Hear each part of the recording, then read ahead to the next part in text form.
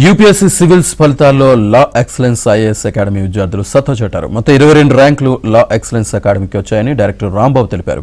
గత కొన్ని సంవత్సరాలుగా ఎంతో మందిని తమ అకాడమీ నుంచి సివిల్స్ ర్యాంక్ సాధించేలా కృషి చేస్తున్నామని చెప్పారు.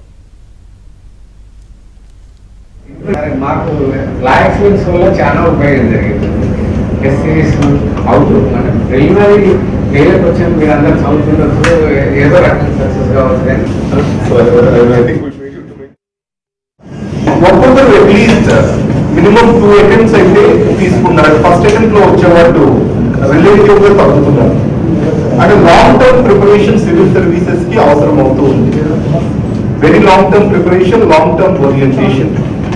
సో ఈ లాంగ్ టర్మ్ ప్రిపరేషన్ ఎలా ఉండాలి అంటే మనలో ఉన్న వీక్నెసెస్ ని వెతుక్కుంటూ వాటిని సాల్వ్ చేసుకుంటూ ఇంప్రూవ్ చేసుకొని బెటర్ గా చేసుకోవాలి. కానీ ఈ లాంగ్ టర్మ్ ప్రిపరేషన్ మీరు ఎంత ఎర్లీగా ఎంత మెచ్యూర్డ్ మైండ్ తో స్టార్ట్ చేస్తే అంత సక్సెస్ వస్తుంది.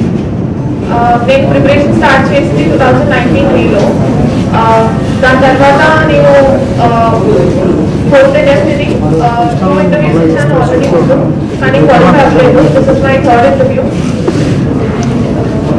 I joined IELTS for NAET preparation, and ever since then they have helped me for especially essay, ethics papers, and also interview guidance. I would like to thank Rambabu sir, Venkataraman sir, and Satish sir.